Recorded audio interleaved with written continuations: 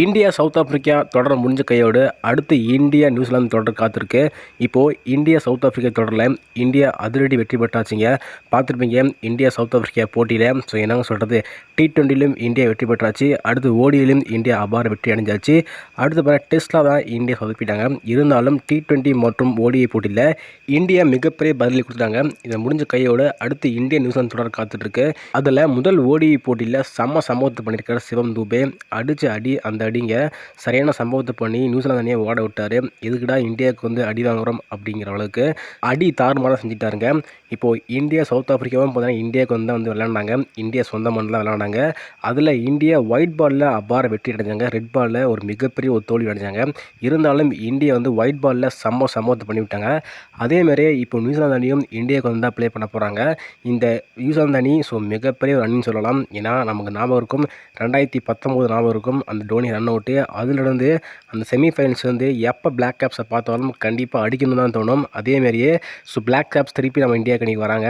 கண்டிப்பாக இந்திய அணி மீண்டும் அந்த சம்பவத்தை கொடுப்பாங்களா அப்படிங்கிற மாதிரி தான் இருக்குது. சொந்த மண்ணில் இந்தியா மிக பயங்கரமாக ப்ளே பண்ணுவாங்க. ஆமாம், பார்த்துருப்பீங்க ஒயிட் பாலில் இந்தியா மிகப்பெரிய அணி தான். அந்த தரவரிசையை பார்த்துருப்பீங்க. அதில் ஒயிட் பாலில் பொறுத்தவரை இந்தியா ஒரு மிகப்பெரிய அணி. டெஸ்ட் போட்டியில் கூட இந்தியா 1-2 போட்டி தோற்றுக்கலாம். ஆனால் ஒயிட் பாலில் தோற்றதே கிடையாதுங்க. சீரீஸ் பொறுத்தவரையும். அதனால் இந்த ஒரு சீரீஸ் பார்த்தீங்கன்னா இந்தியாவுக்கு அதிகமாக ஃபேவராக இருக்குது. இப்போ முதல் ஓடிஐ போட்டியில் என்ன நடந்துச்சு அப்படிங்கிறத பார்த்தலாம். அதுக்கு முன்னாடி நம்ம சேனலை சப்ஸ்கிரைப் பண்ணி வச்சுக்கோங்க. முதல்ல டாஸ் வெற்றி பெற்ற நியூசிலாந்து அணி முதல்ல பவுலிங் போகிறோம் சொன்னாங்க. அங்கே தான் மிகப்பெரிய தவறு பண்ணிட்டாங்களா அப்படின்னு மிகப்பெரிய லெவலில் யோசிப்பாங்க.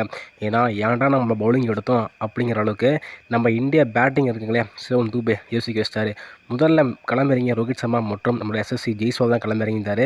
ஏன்னா நம்மளோட சுங்குமணிகள் களமிறங்கினாங்க. அவருக்கு வாய்ப்பு கிடைக்கல. ரோஹித் சர்மா மற்றும் SSC ஜெய்ஸ்வால் 2 பேரும் சேர்ந்து ரொம்ப மிகப்பெரிய லெவலில் சென்சிபிளாக ப்ளே பண்ணாங்க. எந்த அளவுக்கு ஆட்டத்தை கொண்டு போகணுமோ அந்த அளவுக்கு பொறுமையாக நிதானமாக ஆட்டத்தை கொண்டு போங்க. ஒரு கட்டத்தில் ரோஹித் சர்மா அடிக்கலான்னு போகும்போது கேட்ச் அவுட் ஆக வெளியே போகிறாரு. அடுத்து கூடவே நானும் வரேன் அப்படின்ட்டு SSC ஜெய்ஸ்வாலும் அவுட் ஆக அடுத்து வந்த விராட் கோலி கோல்டன் டக்காக அதன் பிறகு வந்த பேட்ஸ்மேன் எல்லாருமே அடுத்தடுத்த ஆட்டத்தில் இருந்தாங்க. குறிப்பாக சொல்லப்போனால் இந்தியா 4க்கு 40ன்னு சொல்லிட்டு இந்தியா ஒரு மோசமான நிலையில் தான் இருந்தாங்க. அங்கே தான் ஹர்திக் பாண்டியா மற்றும் சிவம் துபே 2 பேரும் களமிறங்கியிருந்தாங்க. சிவம் துபே ரொம்ப ஸ்லோவாக ப்ளே பண்ணாருங்க. அதிரடியான பிளேயர் தான். அவருக்கு சிங்கிளே ஆட மாட்டார், ஆல்மோஸ்ட் 6 தான் அடிப்பார். ஆனால் இந்த ஒரு போட்டியில் ரொம்ப சென்சிபிளாக பொறுமையாக ப்ளே பண்ணார். ஒரு கட்டத்தில் அடிக்க ஆரம்பிச்சிடலாம் அப்படின்ட்டு அடிக்க ஆரம்பிச்சிட்டாரு. அதுக்கு முன்னாடியே ஹர்திக் பாண்டியா அடிக்க ஆரம்பிச்சிட்டாருங்க. ஹர்திக் பாண்டியா அடித்த உடனே ஹர்திக் பாண்டியாவும் டீசெண்டாக விளையாண்டு ஆஃப் செஞ்சுரி பதிவு பண்ணுறாரு. ஆஃப் செஞ்சுரி அடித்த உடனே அடுத்த ஹர்திக் பாண்டியாவும் ஆட்டம் இழக்கிறாரு. அதுக்கப்புறம் சிவம் துபே நீ போனால் என்ன நான் பார்த்துக்கிறேன் அப்படின்ட்டு சிவம் துபே ருத்ரதாண்டம் ஆரம்பிச்சிட்டாருங்க.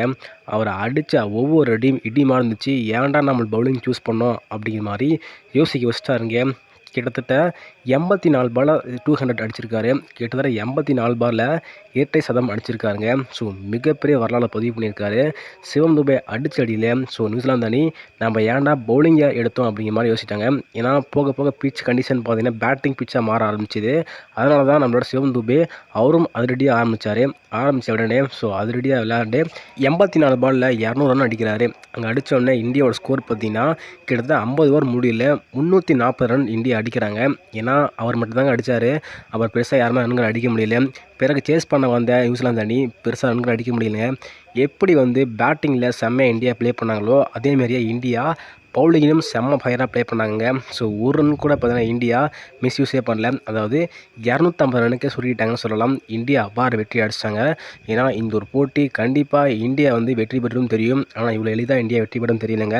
சரி, நீங்கள் சொல்லுங்கள், இந்தியாவோட மிகப்பெரிய வெற்றி கொடுத்து இந்த ஒரு போட்டி வார்ம் அப் போட்டியாக நடந்திருக்கு. இன்னும் மெயின் பிக்சரை ஸ்டார்ட் பண்ணுங்க. வார்ம் அப் போட்டி இந்த அளவுக்கு போயிருக்கு அப்படின்னா கண்டிப்பாக மெயின் பிக்சர் இன்னும் வேறு லெவலில் போகும். சரி, நீங்கள் சொல்லுங்கள், இந்த வார்ம் அப் போட்டியில் இந்தியா எப்படி ப்ளே பண்ணாங்க, அடுத்து இந்தியா ஒரிஜினலாக ப்ளே பண்ணுற போட்டியில் இந்தியா எப்படி ப்ளே பண்ணுவாங்க அப்படிங்கிறத கருத்து கமெண்ட் போட்டுருங்க.